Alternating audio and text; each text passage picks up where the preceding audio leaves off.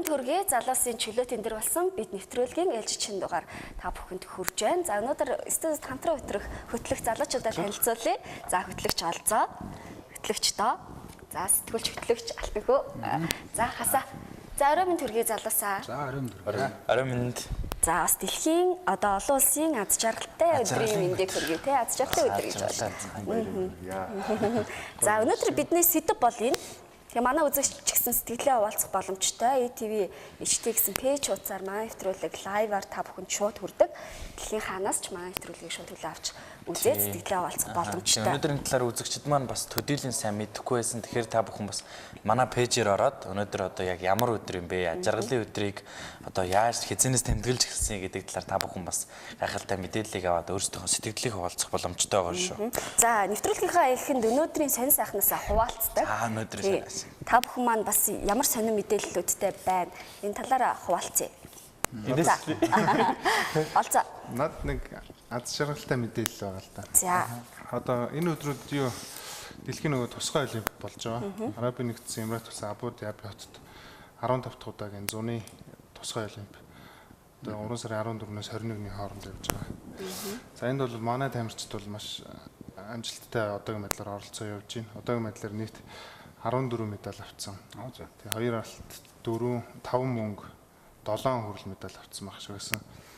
Тэгээ нэг 28 хүний бүрэлдэхүүнтэй спортын 8 төрлөөр энэ жил бол оролцож байгаа. Энэ тусгай олимп нь болохоор яг нэг оюуны жоохон одоо ялгаатай хүмүүсийн дунд болдог гэдгээр мэдэх байх. Тэгээд одоо дэлхийн 190 гаруй орны 7500 орчим тамирчид одоо хурамч улс. Ер нь яг л зөвхөн нэг зуны олимпиадтай адилхан л тийм олимп болж өндөрлөдөг байгаа. Тэгээд бас өвлийнх нь болдог. 2 жилээр бас нөгөө зуны олимп шиг ингээд хаваад явчихдаг. Найруулагч зураг бас үзүүлэгч байгаа шиг байна. Яг медаль авсан тамирчдын зураг байгаа л да. Энэ 25 метрийн мэлхий сэлтийн эрэгтэйчүүдийн төрөлд өрсөлдсөн элбэрэлт тэг алтан медаль авсан.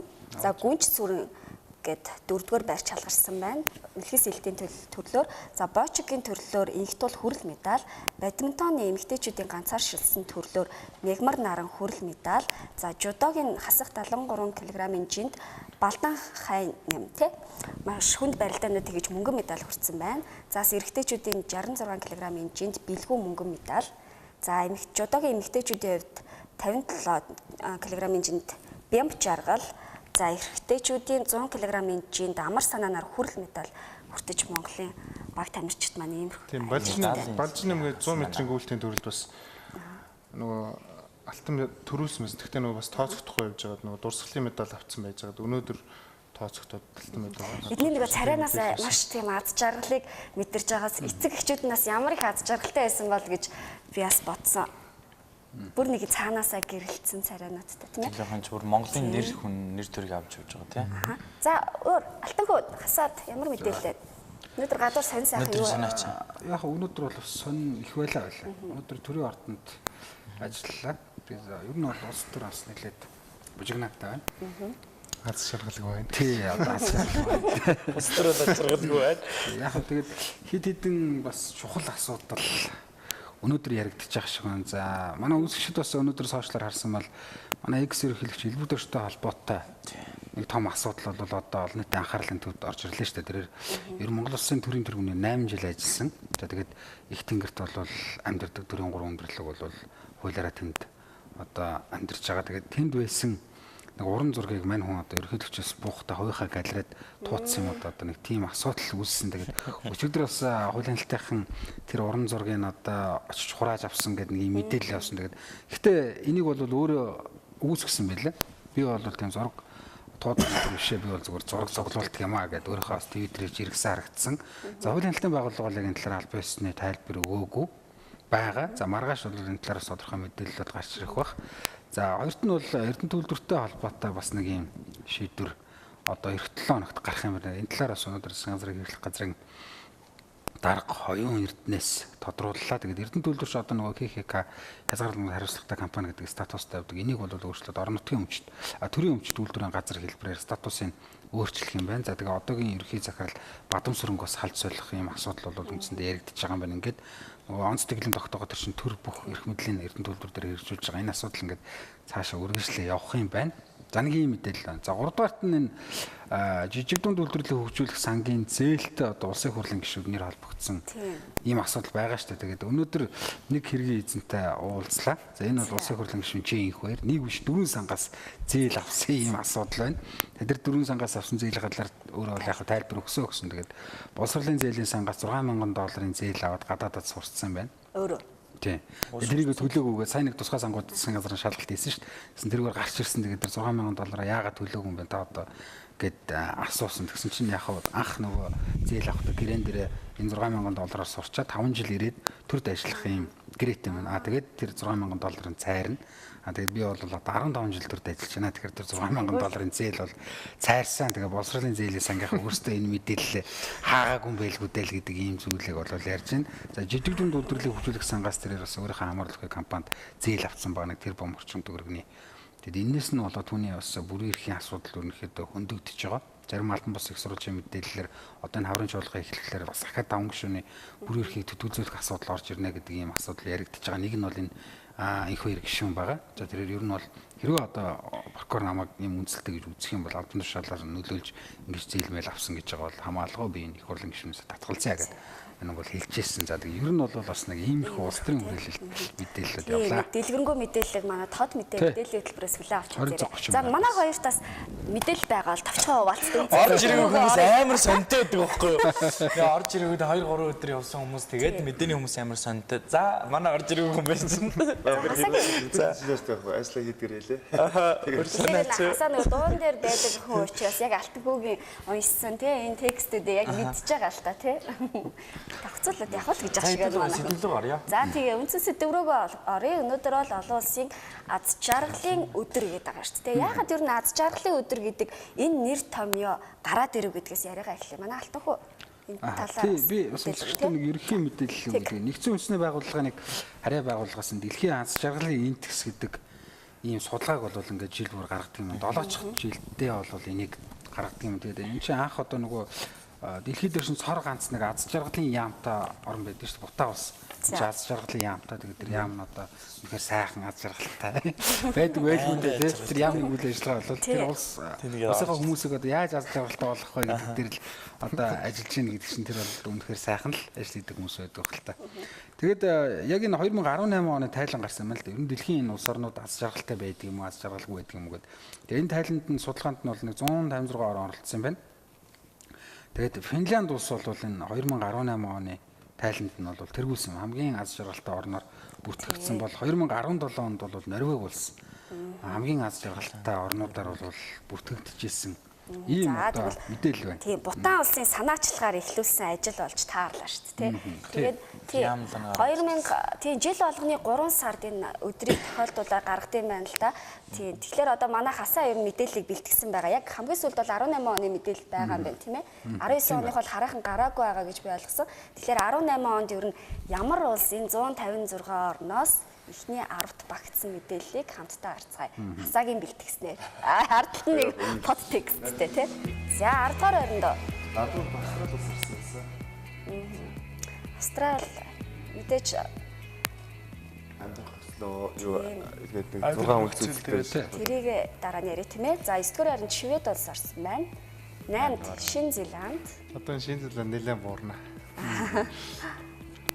За 7-д Канада энэ угаасаа орно. За 6 дугаар оронд. Одоо ингээ анзаараад харахаар дандаа Скандинавигийн орнууд байгаа. Тэг Европын орнууд л байна л да. Тэгээ Европын орнуудын одоо энэ аз жаргалын индекс бол өссөн байл. Ер нь яг энэ 2018 оны судалгаан дээр. 4 дугаар оронд Исланд. За манай спортын сэтгүүлч Оюнбаатар Исланд улсад Ирланд ажиллаж байгаа. Тэр Ирландч Оюнбаатар явсан. Явсан нь. Гуравт нь бол Дани болсон байна. Тийм. Дани. За миний очсон улс энэний талаар ярьж өгнө. Хоёрт. 2 дугаар оронд Норвеги. 1-р оронд. За 1 дугаар оронд миний сэтгүүлч очижсэн. Финланд улс орсон. За ингээд яг харахад Монгол маань хаана явна вэ гэдэг асуудал гарч ирж шүү дээ. Бараг Азаас улс байхгүй юм шиг чинь. Тий Азаас ер нь байхгүй. Тэгэхээр 2012-оос 2016 онуудад манай Монгол улс ер нь 156 орноосоо 100 л байсан. Аз твээс улсууд байна. За. Израиль бол 11-р байрт орж одоо Аз твийн улсуудаас энэ Австралийн сэргүүлсэн байх. тэргүүлсэн байна. 11-р байранд орсон байна. За тэгэл тэрээс хойш ихний 20 дотор Азийн улс байхгүй. Тэгсэн чинь Тэгэл ер нь Арабын улсууд байна. 2016 онд шүү дээ манай улс яг хэдэд байсан бэ гэхээр тэр тухайн үедээ нэгдсэн үндэсний байгууллага 140 орноос судалгаа авч үзэхэд 136 дугаар байранд сүүлээсээ 4-т 2016 онд. Тэгээд тий одоо болохоор яг 156 орн нэгдсэн үндэсний байгууллагад бүртгэлтэй эдгээр улсын жишээнээрээс авч үзэхэд ер нь 100 байсан. Тэгээ 94 рүү орсон байна. 18 оны судалгаагаар. За яг ямар үзүүлэлтээр энэ аз жаргалын индексийг тооцдог вэ гэхээр бас бол бидний яг л өдөр тутмын амьдралтай маш холбоотой тий. Хүмүүсийн дундаж наслалт байна. Өнөөдөр Монгол улсын дундаж наслалт бол 68.6 гэж ер нь тайлбарлаж байгаа. За өөр дотоод нийт бүтээгдэхүүн байна. Тэгээ нөгөө эрүүл төрөлт. Тийм. Тэгээ одоо нөгөө хүн амын тоо нутаг дэвсгэрийн хэмжээнд харьцуулсан нөгөө нэгтэрсэл. Тэгэл Өрхийн орлого байд. тий тэрнээс гадна зөндөө юм билээ. Тий. Сайн сайхан байдал гинэ. За тэгээ дундаж наслалт орно тэгш бас байдал. Энэ нь болохоор тухайн улсын иргэдийн удаан аз жаргалтай амьдралын харилцан адилгүй тийм байдал юу н ажиглагддаг. Энэ асуудлыг бас хүнддэв юм байна. Экологийн нөөцийн эрэлт. За тэгээ аз жаргалын индекс гэдгийг юу нь юу гэж ойлгох хэрэгтэй вэ гэхээр дэлхийн улс орнууд өөрийн ард түмэндээ урт удаан аз жаргалтай амьдрах боломжийг хэр зэрэг бүрдүүлж байгаа вэ гэдгийг л илтгэдэг юм гол үндсэн үзүүлэлт. Тэгэхээр бид нараас бодъё л та тий за хүн амын төрөлт гэхээр бид нар чинь бас хэцүү мэдээллүүдийг бас сонсоол байдаг тий. Тэгэхээр ер нь бидний хойшин татж байгаа зүйл бол энэ. Тэгэхээр сонсохоор яг тэр 90 хэд дээр орох нь гарцааг байгаа. Тэгээ хойшоогоо манай хойшоогоо ямар улсууд вэ гэж Тэгтээ өссөхөр сайжирсан гэсэн үг байна. 94-д орж байгаа. Ард маань айгүй хэцүү улсууд байгаа байхгүй. Тиймэрхүү улсууд Африкийн дандаа хэцүү байдалтай байгаа хүмүүс. Тэгээ бас дайн тулаантай Сирмир гэдэг ч юм тиймэрхүү улсууд байдаг байхгүй. Тэгэхээр чинь бид нар уулнаад байж байгаа. Яа тэгэхээр ардчилсан улс те гэдэг утгаараа нэг ард байгаа улсуудаас төрүүлж авах боломжтой улс атал тэгээд жоохон хойшин татсан юмнууд байна. За тэгээд бас нэг жишээ хэлгээд Америкийн нэгдсэн улс за өндөр хөгжилтэй орнууд хаана явна гэд харъя л та. 18 оны жишээн дээрээс үзэхэд 18 дугаар байранд бол Америкийн нэгдсэн улс орсон байна. 19-т нь болохоор Англи. За Японд жишээлбэл 54 дугаар байранд орсон. Тэгэхээр яг өндөр хөгжилтэй гээд урдуур байх ямар ч үндэслэл байхгүй байгаа хгүй. Яг хүн амынхаа дундах байдал нь ямар вэ гэдэг нь. Тэгээд манай хойд хөрш 59 дугаар байранд, урд хөрш 86 дугаар байранд. Бид нартай ер нь жоохон ойролцоо явж байгаа сте. Урд мал хүмүүс нь олж байгаа юм шүү дээ. Тийм.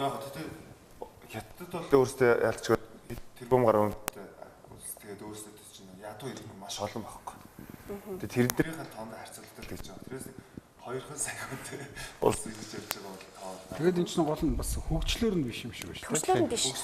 Тэгээд яг энэ үзүүлэлтүүдийг харахаар одоо яг тухайн хүмүүстэй л холбоотой тэр хүн одоо гол нь юу байдаг. Тэр нэг улсын хүмүүсээс дурын юм нэг зүгээр энгийн 10 асуулт асуудаг гэж байгаа байхгүй. Тэр 10 асуултыг ингээд хүмүүсээс нь асуун. Тэгээ гол нь тэрнээс гадна нөгөө нэг үзүүлэлтүүдийг бас харьцуулдаг гэж байгаа. Тэгэхээр энэ жил төрүүлсэн Финланд улс 2017 онд 5 дугаар байранд орсон гэж байгаа байхгүй. Тэгэхээр эхний улс ер нь сүүлийн хэдэн жил дандаа Норвеги улс төрүүлж шийдэлтэй. Тэгээд Дайн бас төрүүлдэг. За Дайн яагаад аз жаргалтай улсыг бас тэргүүлдэг шалтгаан бэ гэхээр яг очиж үзсэн л дээ. Ер нь амьдрахад маш таатай орон хот юм шиг санагдсан. Ялангуяа одоо Денмарк гэдэг ганцхан л юм хот байгаа байхгүй. Тэгээд бусдууд нь бол жижиг сэжиг тийм хотод. Гэхдээ тэнцээ бол сургууль нь төлбөргүй. Ихтэй сургууль нь. Тэгээд бүх тэр эрүүл мэндийн үйлчилгээг хүмүүс хүсснээрээ одоо ямар ч үйлчилгээг авч болдог. Халамж дээд зэрэгээрээ хөгжсөн. Өнөөдөр Дайны жишээн дээрээс авч үзээд бусад улс орнуудын халамжийн бодлого систем нь явагддаг байгаа байхгүй. Тэгсэн хэрнээсээ эсрэгээрээ болохоор татвар, даатгал энэ төр нь маш өндөр. Маш өндөртэй тий. Тэр дээр төлөвлөлтөө тэр хүмүүс нь үнэхээр сэтгэл тий хангалуун төлдөг. Хизээч надаас хангалуун байж татвар төлдөг тий. Үгүй маш өндөр татвар ер нь бол дэлхий дээр байх болдог. 30-40% төлдөг. Тэрэндээ ингээд энэ татвар төлж байгаа өөрөөсөө сэтгэл хангалуун байдаг гэдэг. Гэхдээ яг боловсролын одоо эрүүл мэндийн үйлчилгээ ч юм тэр нь үнэхээр чанартай одоо үн төлбөргүй ингээд хүмүүст хүрч яхад одоо өөр хэрэгтэй тийм. Тэгэхээр гол юм нь юу гэж нөгөө хүмүүс нь яг өөрийнхөө хүссэн нөгөө ажилдаа л ордог. Тэр орох хүртлээр бол зөвөр ингээд ажилгүй байж идэг. Тэрнийх нь төлөө халамжаас тэгээ мөнгө өгдөг. 7 хоногт одоо дэлхийн бүх улсуудаас хамгийн бага цаг ажилладаг, 27.6 цаг ажилладаг гэж байна. Тэгэл үлдсэнд нь ингээл гэр бүл нэг аялал тэрэндээ зарцуулах юм шиг. Өглөө маш их өдөрч баруун 3-4 цаг ажиллах юм шүү. эрт ажилласан цогцтой гэдэг. 27.6 Тэгэрс тийм шүү. Тэгээд гол бодлого нь юм Тэгээд гэдэг. манайхан шиг бас ингэж хийдүүлж үйдэлдэг бол тэгэл өдөрт 2-3 цаг л ажиллаад тэгэл өдөрт алга болдог шүү. Одоо та 4-5 цаг ажилладаг бол хинч л жаргалтай байна шүү дээ. Тэгээд хүссэн ажилд ордог гэж байгаа шүү дээ. Тийм өссөн ажилладаг. Одоо чинь нэг төрийн албаны одоо манайхан чинь төрийн албач 8 цагаас эхэлж байгаа шүү дээ. Тэгэл манайхаас нэг 11 өнгөрөөгөл 12 төгөлөл утайл алгуулчихсан.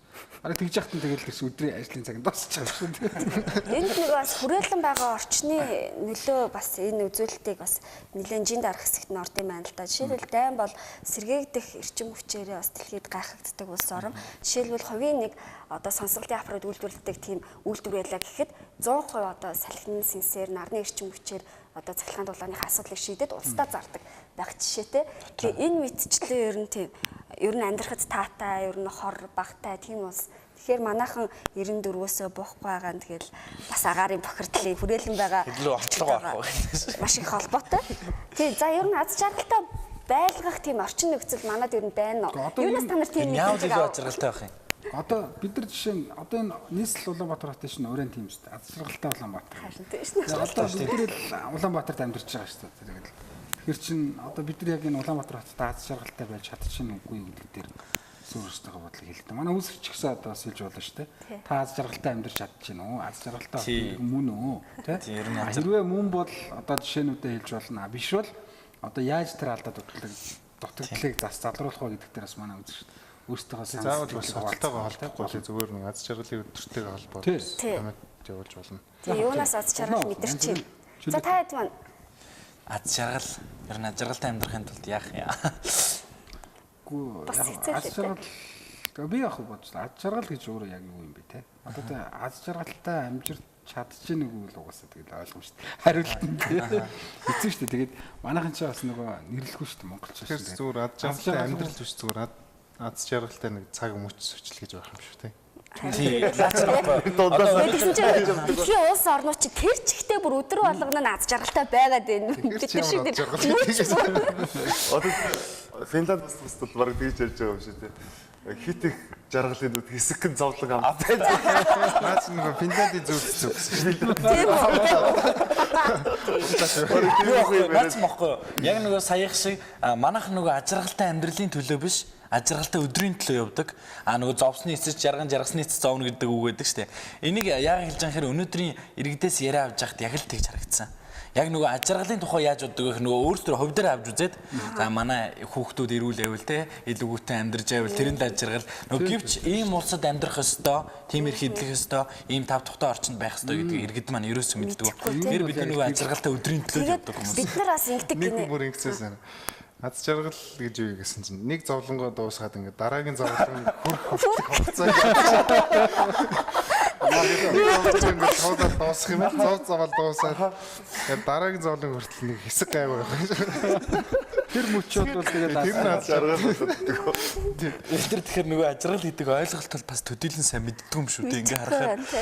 Тэгсэн чинь хүмүүс ингэдэм байлаа би биенээсээ за сайн уу ажил сайн уу гэл иймэрхүү юм асуудаг болохоос хизээч за аз жаргалтай байна уу гэж асуудаг юм байна л да. Тэгээ бидний бас нэг тийм дутагдaltaж гэх юм уу ил тэгээ хүнтэй нэг иймэрхүү зүйлийг ярихдаа марахан улс юм шиг байгаа юм тийм. Аз жаргалтай байна уу алтгөө. Энэ одоо ингээ хэдүүл өөрсдөө аваад үзээ л да. Ер нь өнөөдөр хэр ажиргалтай байна. Би бас хүмүүсээс асуудал л да. Та хэр ажиргалтай хүн бэ гэхээр ерөөс хариулж чадахгүй байхгүй. За тэгээд ер нь жаргах үедээ жаргах шүү дээ гэж зарим тийм хариулт гэж байгаа байхгүй. Тэгэхээр ер нь та нарын хувьд хэр ажиргалтай байдаг одоо нэг амьдралаа сэтгэл хангалуун гэж яригдаад байна. тийм шүү дээ. Олцоо хэлцээ шүү. Нэг зовлонгоо. Ер нь дийлэгтэл тийж байна. Тэгээд яг түрүүн доош гэсэн хэллээ шүү дээ. Тэгээд эцэг их одоо өөр хүүхэд одоо юу гэдэг ах トゥ бүгд ирүүл саруул тий одоо за бараг л хоногийн хоолтой ингээл байж байвал тэгэл одоо тэр л аз жаргал шүү дээ. Тэгэл өвчин зовлонтой ажил төрөлгүйч гэдэг юм ингээл арга гэрт ямар нэг асуудал гарахаар хүн угаасаа тэгэл тэрийг дагаал одоо яах вэ гэл ингээл ямарч байгаа шүү дээ. Тэгэхээр тийм асуудал байхгүй одоо ингээл бүгд ажил төрөлтөө сайхан ирүүл саруул одоо ингээл байж их юм бол хамт олон дотор ингээл бужигж байгаа юм. Энэ л одоо аз жаргал юм болоо л шүү дээ. Миний хувьд. Гэхдээ бид хэд ер нь хамгийн тийм аз жаргалгүй тийм 90 үед амьдарч байгаа гэсэн. Ямар Аз жаргалгүй өдөр гэдэг чинь аз жаргалгүй гэдэг. Нөгөө нэг юу зааш нэрийг мартчихжээ нэг тим юмны тэр сургуулийн нэг тим юм судалгаа хийдэг нэг гээл газрууд байдаг чинь нэг тим том газар гаргасан судалгаа байсан. Одоо нөгөө нэг дэлхийн нэг тэр нэгдсэн судалгаа хийдэг болсон. Тэгээд одоо тэр цагаас хойш хамгийн аз жаргалгүй байгаа үе нь яг одоо ингэ явж байгаа гэсэн. Тэгэхээр бас аз жаргалгүй байгаа нь бас цаг үетэйг холбоотой юм шиг. Буруу цаг үедээ төгссөн юм уу? Бас ч гэж бидний Тэгээ бас бодсон чи хүмүүс ингээл ярьдэн шүү дээ. Тэр дээр үед ч юм сайхан байж. Тэгэхэд мөн сайхан байсан шүү мэс шүү. Дандаа тэр өнгөрсөн юмнуудаа л яриад идэх те. Тэгэхээр бид нэр станы зовлонгийн уурхаан донд бүр л дордсон юм шиг байгаа тийм Улс сайн байсан. орныг эдийн засгийн хувьд маш хэцүү нөхцөл байдал тань. За хасаа юунаас ер нь аз жаргалын хэсгээ мэдрэмжийг авч байна. Одоо мөчийг авч байна гэх. Амьдрал гэж бодоод үзэр өдрөө. Гэр бүлээс авч जैन аз жаргалыг орой очиод Бужигналтаа л. тэгэл байх та. яхдаа дулаахан гэр авагдаж байгаа бас нэг тий халамжлаар Тэгэхээр? ажил дээр ирэхэд яг хамт олон байна.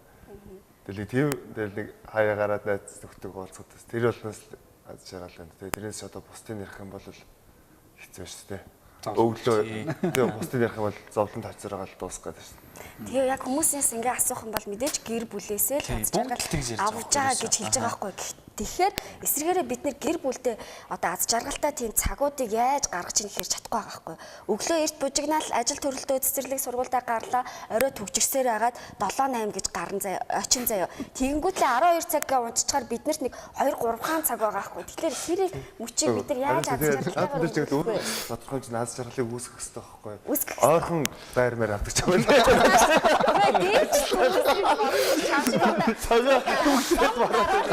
Гэрлүгөө орчдөг болоос ингэж яаж болох юм те.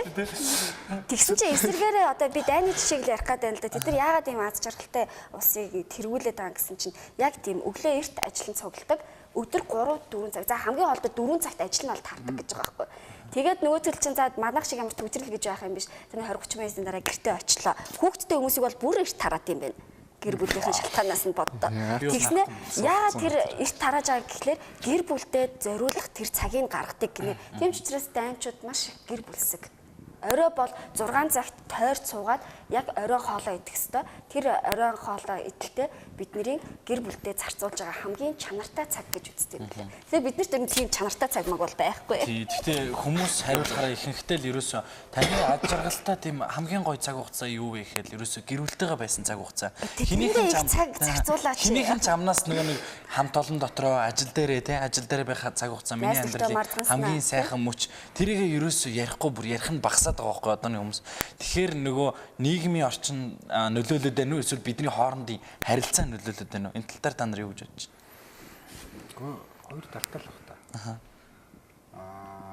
Ямар одоо хамт олон байхаас шалтгаалал тэр хүн те. Уу хамт олон дундаа ч гэсэн аз жаргалтай байдаг хүмүүс байхыг үүсэхгүй шүү дээ. Одоо жишээ нь юу гэдэг доош ч одоо те гэр бүл зохиогоо хүн бол одоо хамт олон дундаа илүү аз жаргалтай байх гэж би бодод шүү дээ. Аз жаргал авна шүү дээ. Одоо бид нар бол одоо ингээд бүгд бусд бүгд үр хөвгтэй учраас гэр оронд очихлаа. Арай илүү аз жаргалтай тий. Тэгэхээр янз бүр л байх юм хоёр талтай л. Миний хувьд бол одоо 2 өдөр сайхан амарна гэдэг чинь бас аз жаргал шүү дээ. Хагасаа бүтсэн Аз жаргалыг хагассан цаанаас л мэдэрч. Унгаад байгаа юмгүй одоо Улаанбаатар хот гэж өөрөө бодож байна л да тий. Одоо энд ч одоо бүх юм болохгүй шүү дээ. Улс төрийн докторгүй байдал нөө үний өсөлтийн докторгүй байдал тэгээд хүн амын нэвтрсэл нь Монгол бас хичнээн уудан талбайтай хад тал нь нэг хаашаашаа нэг 20-30 км хүрэх радиус дотор амьдраад байгаа. Тэрнээсээ л болоод одоос л шалтгаан болж байгаа шүү дээ. Машин байгаа газараасаа юу. За тэгвэл ингээ аваад үзэхээр манай 21 аймаг 9 дүүргийн одоо аль газрын амьдрал илүү их аз жаргалтай. Тэгээд ямар аз жаргалтай байцгаая гэж бүгд ажил мэжилт явах гэртээ л байцгаа гэдэг. Миний хувьд одоо ерөөсөө одоо би санагдчих нөгөө одоо л аймагуд руу тарил бид нөө 100 явж байгаа шүү дээ. Тэгээ одоо Эрдэнэт бол бас гоё санагдчихсэн бас. Аз жаргалтай байж болохоор юм шиг. Нэрээ бас болохоор ямар ч хоггүй цэвэрхэн тэгээд хүмүүсийн хумсар нь бас дээд зэгтэй өрцтэй. Гол ийш хог. Гэтэ Эрдэнэтийг аваад үзэх юм бол гэр хороол ихтэй шүү дээ.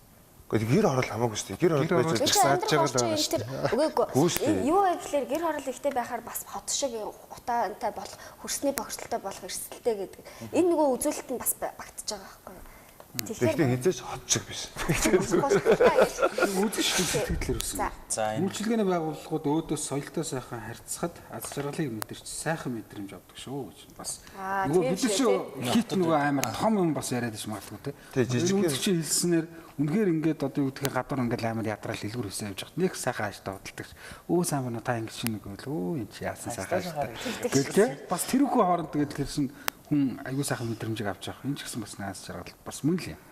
Манай үйлчлэгнийхээ бас бусдад аз жаргалыг түгээхийн тулд харьцааны соёл дээр анхаараарай. Гэдэг бас санаа манай монголчуудын хувьд хамгийн аз жаргалтай үе нь юу вэ гэхээр 100 гинэ.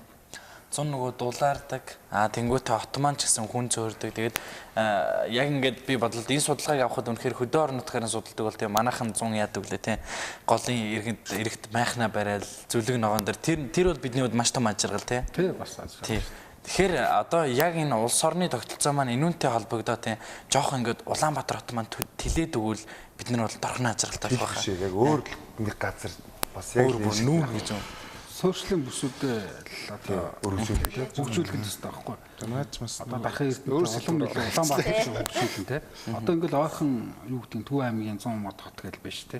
Аймгийн төв. Тэд одоо тэгээд хөгжихгүй бас ингээл ерөөхдөө тэгээд нэг бүх залуучууд байгаад байдаг. хот руу ороод ирж байна. За. Тэнгүүд тэр жишээ нь аймгийн төв хөгжүүлэх л хэрэгтэй байхгүй. Улаанбаатар шиг. Тэгэх юм бол энэ одоо юу гэдэг нь Улаанбаатарын энэ хүн амын нэгтрэл одоо бас багсан шүү дээ. Тийш чи хүмүүс нутагтаа очиод амьдрийч гэж бодох. Одоо тэгэхээр тэнд хөгжүүлэхээр ажлын байрыг бий болгох юм дэд бүтц тэгээд харилцаа холбоо шийдэх юм гэдэг бүх юмнуудыг ингээд яг л Улаанбаатартай адилхан хөгжүүлэл өгчих юм бол тэнд бас нэг аз жаргалыг мэдрэх нэг том орчин бий болж байгаа. За манай одоо үзэгчдээс иргэдээс яриа авсан байгаа тийм. Иргэдээс яриа авсан байгаа. Иргэдээс юу гэж асуусан бэ гэхээр та аз жаргалтай хүн үү? Ер нь аз жаргал гэж юу вэ гэдгээр сая миний ярьж яасан нөгөө л нэг өөрийнхөө хувийн өдрийн аз жаргалыг ярьж яасан. Тэгээд одоо үзэгч та бүхэн харах бах. Үзэгчд маань бас аз жаргалын тухай ямар ойлголттой байныг хамтдаа сонсцгоё. Тэгвэл ер нь таны хувьд аз жаргал гэж юу юм бэ? За аз жаргал гэдэг бол мэдээж гэр бүл, хамт олон, найз нөхд энэ бүгдээс авч байгаа л мэдрэмж болоо гэж бодож байна шүү дээ. Та тэгвэл юунаас илүү одоо аз жаргалыг авдаг? Гэр бүлээсээ юм уу, ажилласаа юм уу? За аз жаргал мэдээж гэр бүл, хамт олон ажлуудаас л аз жаргал сайн зүйлийг л мэдэрч байгаа. Тийм аз жаргал түгээх нь гоё үг.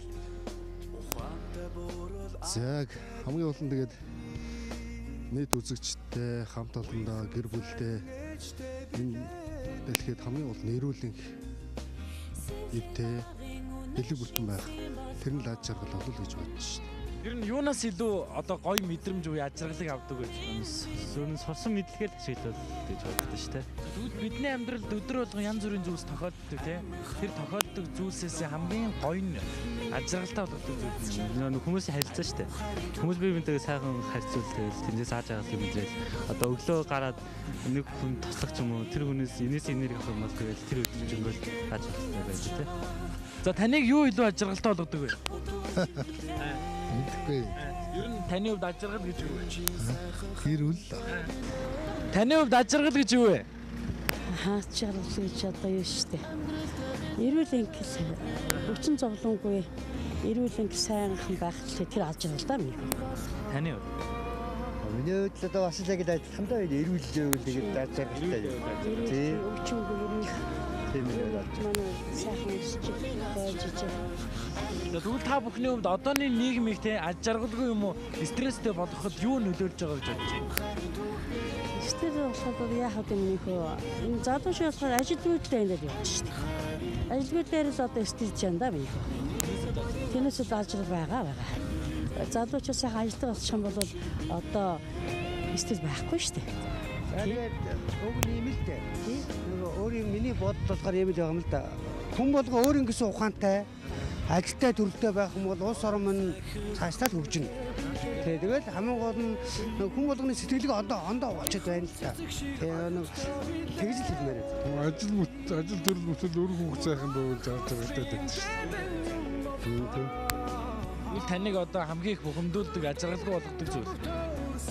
Одоо улс орны одоогийн хөгжил дэвшил жоохон удаан байгаад харамсч байна. Аз жаргал гэж гэр бүлтэйг хамт олонтойгоо Тэгвэл чамайг юу илүү аз жаргалтай болгодог вэ?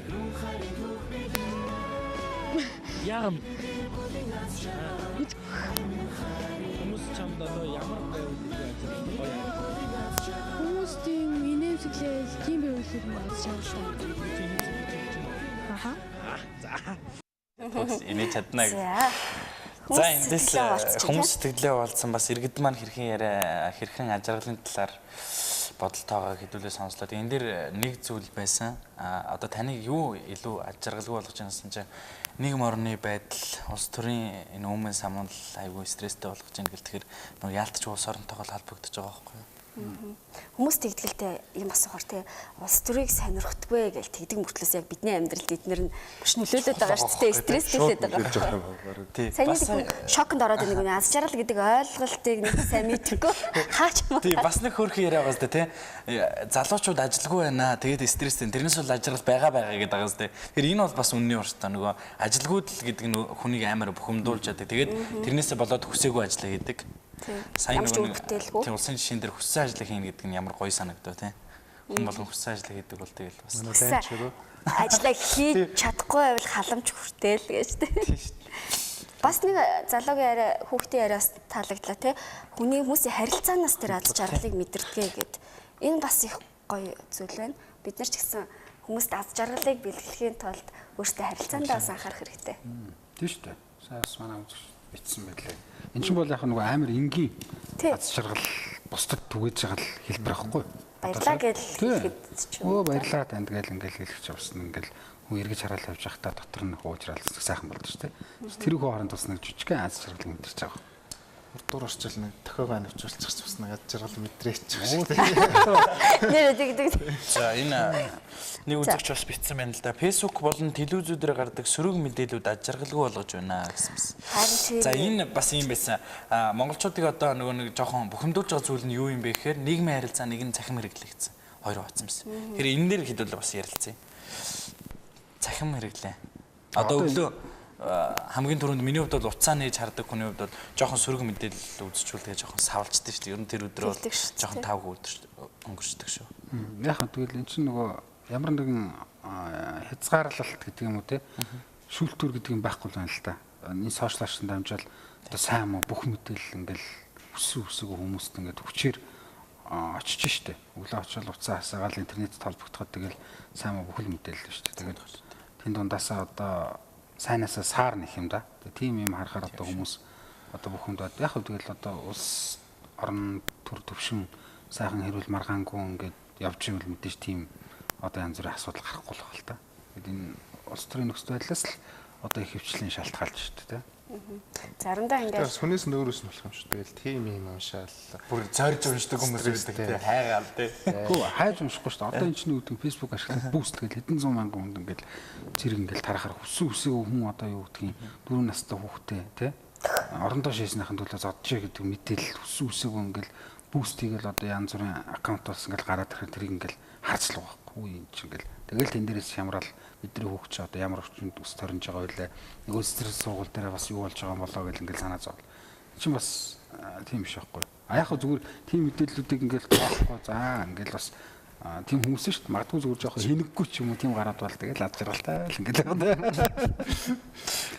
тийм мэдээлэл хүмүүсээ янзруу яаж хүлээж авах вэ хүлээж авахаас болж байгаа л дээ. Миний хувьд бол бүр аягүй энэ зүг хөдөлж өгдөг байхгүй. Тэр видеог сонирч байгаа. Зөв одоо мэдэгдэж байгаа л энэ чи мэдэгдээгүй цаана хэдэн мянган амьдралаа болоо гэж бас дотороос дотороос амар сан. Хүүхдүүдийн төлөөх мэдээлэл дээр амар ямартай юм зүгээр. Хүүхдийн мэдээлэл асар хэцүү юм шигддээ шүү. Бас хэд хоногоос санаанаас гарахгүй. Тийм байдаг. Яг нийгмийн харилцаа гэх юм бол тэгэл одоо түрүү хэлж штэ тэгэл нэг зарим одоо юу гэдгийг нэг үйлчлэгний газруудаар явахаар юм хүм ингээл жоох үзэж байгаа болчихгоот ингээл булааж байгаа манай зарим үйлчлэгний газар хийцүү штэ тий. Аваалаа авах. Тэр чинь бас ингээл амар хямарч байгаа. Тэгэхгүй тэр чинь үзэж чадчих өө за баярлаа гээл тэнгүү тэр чинь үйлчлүүлж байгаа хүн. Өө чи яасан сайхан сэтгэлтэй бэ гээл ингээл азаргалтай болол явчихсан штэ тий. Тэр чинь бас нэг нийгмийн харилцааны нэг хэсэг л. Тэр олзаа хэлсэн штэ одоо замын хөдөлгөөнд оролцож байгаа манай жолооч нараас тий. Одоо бид нар ч одоо юу гэдгийг бас хүлээдэг болчиход байгаа шүү. Тий. Зөндөө л хэлж ярьж байгаа одоо замын хөдөлгөөний соёлтой оролцъё гэж бас харьцангуй нэг үе ядах бол манай жолооч нар их мундаг болж байгаа юм шиг байна тий. Нэг гэрэл мэрлээрээ ингээл тогтдог мохдог. Янз бүрийн шилдэг түгээдэг болчиход байгаа шүү тий. Ийм хэлбэрүүд байна л да. Тийм байна тий. За тэгвэл ер нь томоохон бодлогын төвшөнд хүмүүсийг аз жаргалтай болгохын тулд ер нь юу хийх ёстой?